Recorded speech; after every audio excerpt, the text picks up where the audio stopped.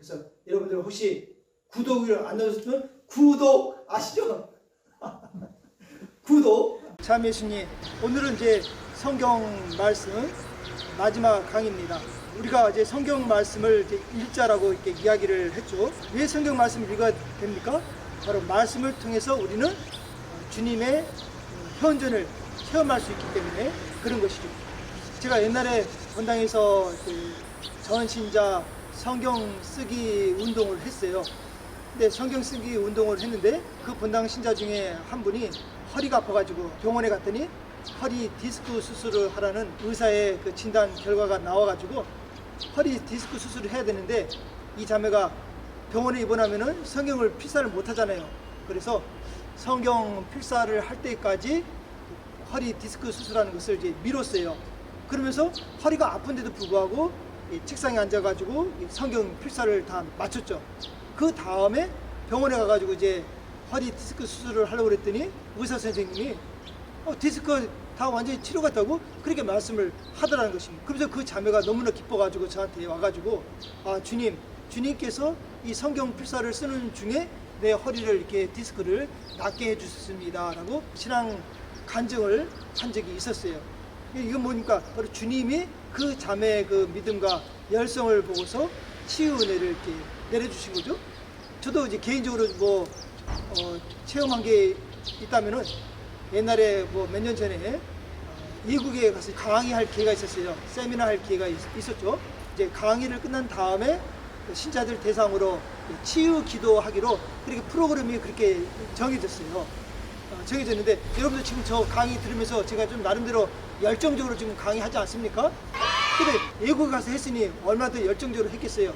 그래서 저는 이제 주어진 시간에 아주 열정적으로 막 이 강의를 막 한 다음에 끝난 다음에 이제 계획대로 프로그램대로 치유 기도를 하려고 했더니 그 회장님이 그러시는 거예요. 시모님, 치유 기도 할 필요 없습니다. 그래서 아니 왜요? 치유 기도 하기로 하지 않았습니까? 그랬더니 그 회장님이 하시는 말씀이 시모님이 강의 도중에 그 성령의 충만한 가운데서 강의를 했기 때문에 신자들이 그 말씀을 듣는 가운데 각자 나름대로의 내적인 아픔, 상처를 치유를 받은 것 같기 때문에 굳이 치유 기도 시간을 안 가져도 되겠습니다 라고 그렇게 저한테 이야기를 해 줬어요. 그건 뭡니까? 제 말씀 안에 주님이 함께 해주셨기 때문에 신자들의 그 마음을, 아픈 마음을 터치를 해줬다라고 말할 수가 있겠죠. 이처럼 주님께서는 당신께 가까이 나가는 사람에게는 은혜를 베풀어 주신다 라는 것을 알 수가 있겠죠. 이제 문제는 이제 오늘 이제 이 강의의 핵심은 뭔가 하면은 그러면은 이처럼 힘있는 말씀인 성서를 우리가 어떻게 읽을 것인가, 무엇부터 읽을 것인가 하는 것이죠. 저는 사실 신학교 있을 때 제일 재미없는 과목이 성서 과목이었어요. 왜냐면은 성서 과목이 굉장히 어렵더라고요. 교수 신부님께서 강의를 참 잘해 주셨지만 저는 별로 그렇게 재미가 없어가지고 그래서 성서 과목이 참 재미가 없었어요. 아마 여러분들도 성서는 읽어야 된다라고 많이 들었지만서도 불구하고 성서를 별로 가까이 하지 않은 경우들이 많이 있을 거예요. 왜냐하면은 성서가 일단 두꺼운 데다가 구약성경 처음부터 읽다 보면은 좀 지나가다 보면은 도대체 이게 무슨 말인지 모를 때가 많지 않아요? 그래서 이 성경을 읽고 싶다고 해서 다 읽을 수 있는 게 아니더라고 보니까. 특히 구약 성경을 잘 읽으려면은 먼저 구약 이스라엘 역사를 객관적으로 대충 그 머릿속에 이게 좀 정립이 된 다음에 읽으면은 구약 성경이 좀 읽기가 편하지만 그게 없으면은 사실 읽기가 어렵더라고요. 그래서 제가 지금 강의 이걸 좀 준비를 하면서 나중에 기회가 되면은 구약 이스라엘 역사 있잖아요. 객관적으로 구약 이스라엘 역사를 먼저 정리한 다음에 또 성서를 읽도록 구체적으로 갖고 온 성경을 읽게 하면은 좀 더 낫지 않겠는가라고 이렇게 저 생각을 합니다. 아무튼 이 성경 읽는 게 사실 어쩌면 재미가 없어요.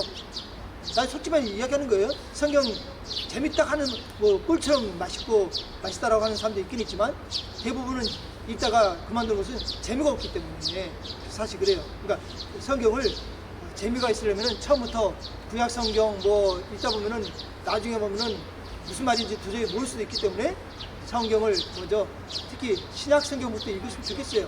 그러면 핵심, 우리 구원을 이끌어 주신 분이 예수 그리스도니까 예수님의 말씀이 담겨 있는 것이 신약 성경이니까 신약 성경, 특별히 복음서부터 여러분이 읽으시면 좋겠어요. 복음서 읽고 신약 성경 읽고 그리고 또 이제 좀 성경에 맞들이게 되면은 또 구약 성경을 또 읽으시면 좋겠어요. 그래서 우리가 왜 구약 성경 읽어야 되냐면은 예수님만을 믿어도 우리가 되지만 사실은 구약 성경은 예수님에 대해서 예수님을 알려주는 성경이 구약 성경이고 구약 성경에는 또 예수님이 감춰져 있거든요. 그렇기 때문에 우리가 예수님을 더 깊이 알기 위해서는 구약 성경과 신약 성경을 우리가 같이 읽을 필요가 있습니다. 성경을 읽는 그 이유가 뭘까요? 그 중요한 것은 뭐냐면 핵심을 아는 게 중요한 거예요.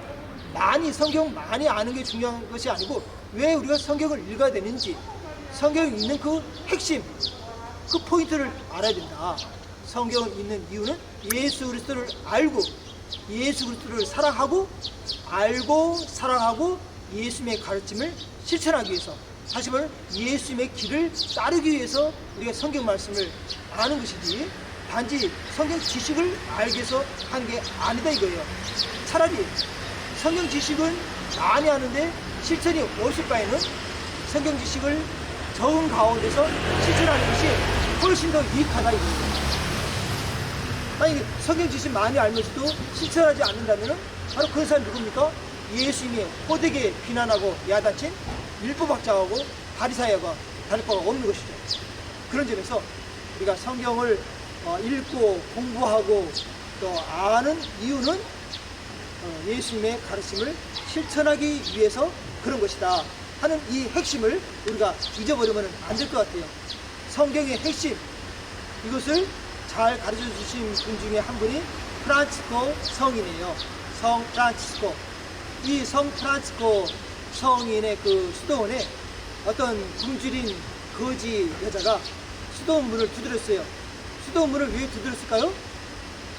배가 고프니까 구걸하기 위해서 수도원 문을 두드렸죠. 그래서 성인이 그 여인을 보고서 재정 담당 신부 그 수사를 이제 불러가지고 이 여인에게 먹을 것을 좀 주라라고 그렇게 이제 이야기를 했죠. 그랬더니 이 단가 수사가 우리 수도원에는 먹을 것이 없습니다. 전혀 줄 것이 없습니다. 그렇게 말을 하니까 프란치스코 성인이 말하기를 그러면은 우리 수도원에 성경이 있지 않느냐. 그 성경은 왜 있냐면은 보통 이제 수도원에 여러분들 수도원에 가서 식사를 안 하셨죠?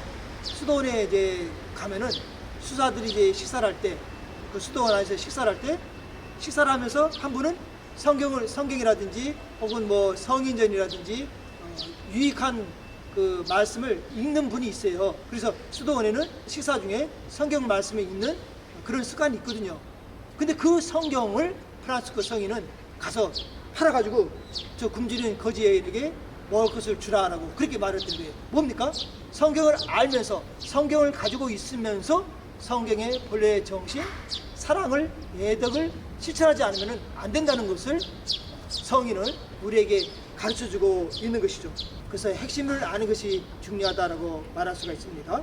저번에 말씀드렸듯이 디모데 후서 3장 16절에서 17절에 보면은 성경은 전부 하나님의 영감으로 쓰인 것으로 가르치고 꾸짖고 바로짓고 의롭게 살도록 교육하는 데 유익합니다.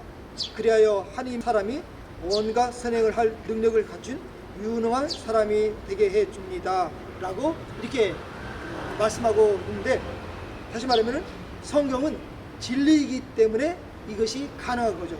성경이 진리이기 때문에 가르치고 꾸짖고 바로짓고 의롭게 살도록 유익하다는 것입니다. 진리이기 때문에. 왜? 하나님만이 진리이기 때문에. 그런데 여러분들은 지금 이 대한민국 이 사회가 돌아가는 상황을 보시면 아시겠지만서도 오늘날에 이 여러 사람들이 각자 자기 주장을 목소리를 내고 있지 않습니까?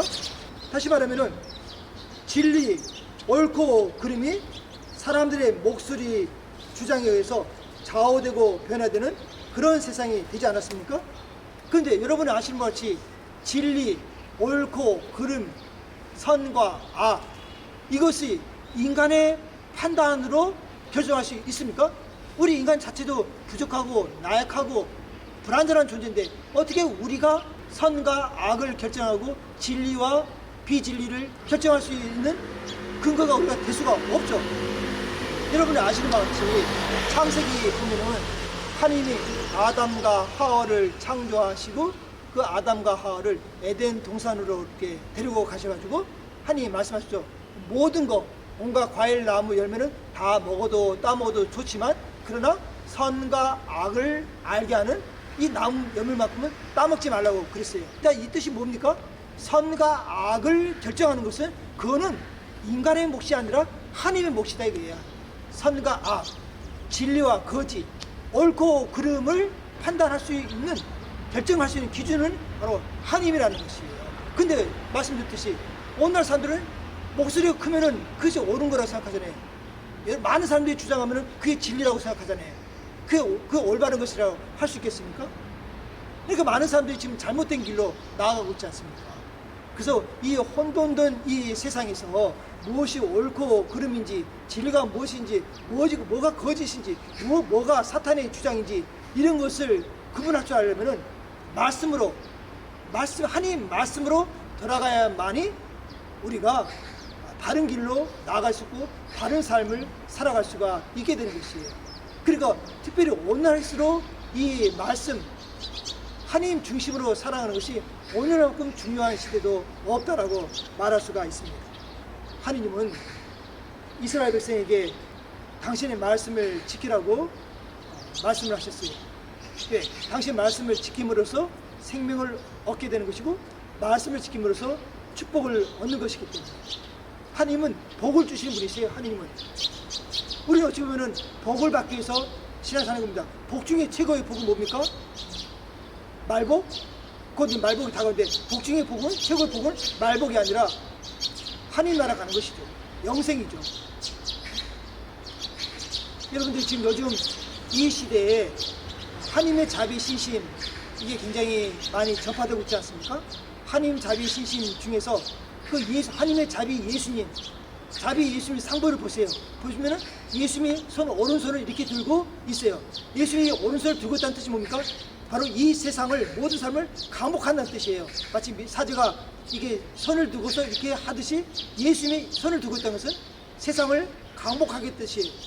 그러니까 하나님은 우리에게 복을 주시는 분이다 이것입니다. 그럼 그 복을 우리가 받으려면 어떻게 됩니까? 바로 하나님 말씀을 지키는 것이죠.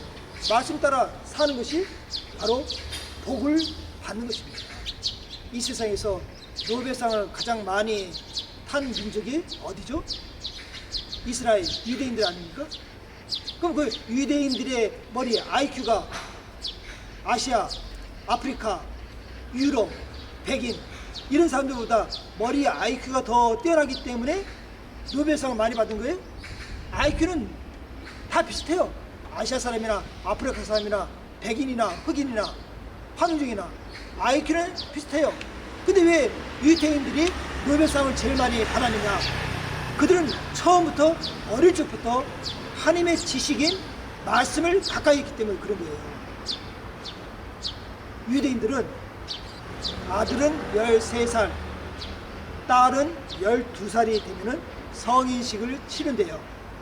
굉장히 중요시 여기는 거죠. 근데 이 성인식을 치를 때 이들은 자녀들한테 3가지를 준다고 그러네요. 3가지. 첫 번째는 성경을 준대요. 두 번째는 시계를 준대요. 세 번째는 현금을 준대요. 성경은 하나님 말씀이 삶의 길잡이라는 거, 등불이라는 거, 진리라는 것을 신앙적으로 가르쳐주기 위해서 성경을 주는 것이고, 두 번째로 시계를 주는 것은 시간이 그만큼 중요하다는 것을 가르쳐주기 위해서 시계를 주는 것이고, 세 번째로 현금을 주는 것은 이 현금을 통해서 경제적인 그 가치를 어릴 적부터 배우라는 뜻으로 돈을 준다는 거예요. 그러니까 얘들이 어릴 적부터 경제적인 관념을 실제로 배우는 거죠. 배우니까 이 유대인들이 나중에 보면은 다 나름대로 부를 창출하면서 살 수 있게 되는 것입니다. 근데 우리 신앙인들 교육은 어때요? 아이들한테 어릴 때부터 뭐부터 교육시킵니까? 장난감 사주잖아요. 이거는 소야, 이건 돼지야, 또 이거는 사과야, 이거는 바나나야, 이건 배야, 이건 소란다, 이건 개란다, 이건 강아지란다, 이건 고양이야. 뭐 주로 이런 걸 애들한테 갖춰주지 않습니까? 어릴 때부터? 물론 그거 필요하죠. 근데 필요한데 그런 거는 나이 먹으면 다 알게 돼 있어요. 안 가르쳐줘도 다 알게 돼 있어요. 근데 그런 걸 가르쳐주는데 더 중요한, 제일 근본적으로 중요한 하나님의 말씀, 이 성경에 대해서는 가르치려고 하지를 않는 거예요. 듣고 보는 것이 정말 중요하다고 했잖아요. 듣고 보는 것이 중요하다고 했잖아요. 그러니까 제일 중요한 것은 나중에 하고 가르쳐주지 않아도 알 것들부터 교육시키니까, 물론 교육이 좋긴 좋겠지만서도 정말로 중요한 것부터 가르쳐야 되지 않겠습니까? 여러분들 잘 아시는 에디슨은 초등학교 때 선생님이 하도 공부를 못해가지고 이해를 못해가지고 선생님이 아이를 학교에서 아이 집으로 돌려보냈잖아요. 그러니까 엄마가 에디슨을 집에서 교육시켰잖아요. 엄마가 성경 말씀 가지고 창세기부터 시작해가지고 아이한테, 에디슨한테 교육시켰어요. 근데 그 에디슨이 그 성경 말씀을 듣고 공부하고 그러면서 그게 바탕이 되어서 특허를 1000여 개를 받았다고 하는 것이 뭡니까? 예수 그리스도. 예수님이 우리 삶에서 제일 중요하다는 것입니다. 예수님이 나의 삶의 중심이고 근본이 되게 해야 됩니다. 그분과 가까워져야 되는 거예요. 그분과 가까워져야지 우리가 바르게 살 수 있는 것이고, 행복하게 살 수 있는 것이고, 거룩하게 살 수 있는 것이고, 얼마나 좋습니까? 여러분들이 정말 마음에 드는 사람, 정말 마음에 드는 사람이 옆에 있으면 행복하지 않습니까? 그리고 그 마음에 드는 사람과 항상 같이 있고 싶지 않아요? 그러면 그 마음에 드는 사람 중에서 예수 그리스도만큼 좋으신 분이 어디 있습니까? 우리에게 생명을 주시고 우리의 삶을 살아갈 수 있게끔 모든 걸 베풀어 주시고 나중에는 천국으로 이끌어 주신 분이시니까 그 예수님과 함께 사는 것이 얼마나 좋습니까? 그러니 그 예수님을 알고 사랑하기 위해서는 우리가 성경 말씀을 더욱더 가까이 하면 좋습니다. 그래서 할 수 있으면 매일매일 하루 15분, 적어도 하루 15분 매일매일 읽을 수 있도록 그렇게 여러분들이 노력을 하면은 참 좋겠습니다. 그래서 성서 읽을 시간이 없어요. 핑계입니다. 성서 읽을 시간이 없다고 핑계예요. 마음만 있으면은 주님이 읽을 수 있도록 도와주시고, 그래서 다른 거 뭐 우리들이 할 일이 많잖아요. 해야 될 일이 많이 있을 거예요. 근데 그 많은 것 중에서 제일 먼저 묵주기도, 성경 말씀, 이것을 우선적으로 하지 않으면은 바쁘기 때문에 하고 싶어도 또 시간이 없어서 못할 수가 있어요. 그러니까 중요한 것은, 소중한 것은 제일 먼저, 덜 소중한 것은 안 해도 돼요. 소중한 거 말씀 생활과 기도 생활, 이거를 꾸준히 하면은 그렇게 할수록 우리는 삶이 변화된다는 것을 기억하면 좋겠습니다. 마지막으로 성경 말씀을 읽어드리고 마치겠습니다. 디모데 후서 4장 2절에서 5절, 말씀을 선포하십시오. 기회가 좋든지 나쁜지 꾸준히 계속하십시오. 끈기를 다하여 사람들을 가르치면서 타이르고 꾸짖고 격려하십시오. 사람들이 건전한 가르침을 더 이상 받아들이려고 하지 않을 때가 올 것입니다. 호기심에 가득 찬 그들은 자기들의 욕망에 따라 교사들을 모아들일 것입니다. 그리고 진리에는 더 이상 귀를 기울이지 않고 신화 쪽으로 돌아설 것입니다. 그러나 그대는 어떠한 경우에도 정신을 차리고 고난을 견디어내며 복음 선포자에 이르라고 그대의 직무를 완수하십시오. 성경 안에 있는 예수님을 만남으로써 더욱더 행복한 복된 여러분 되시기를 바라면서 다음에 강의할 때는 이스라엘의 역사, 그것이 준비가 될 수 있도록 여러분 기도 중에 기억해 주시면 고맙겠습니다. 감사합니다. 여러분 오늘 하루도 복된 한 삶이 되시기 바랍니다. 성부와 성자와 성령의 이름으로 아멘. 마리아 오 마리아 마리아 오 마리아 아름다우신 분 반짝이는 별들 앞에 섰모 전사들이 찬미하나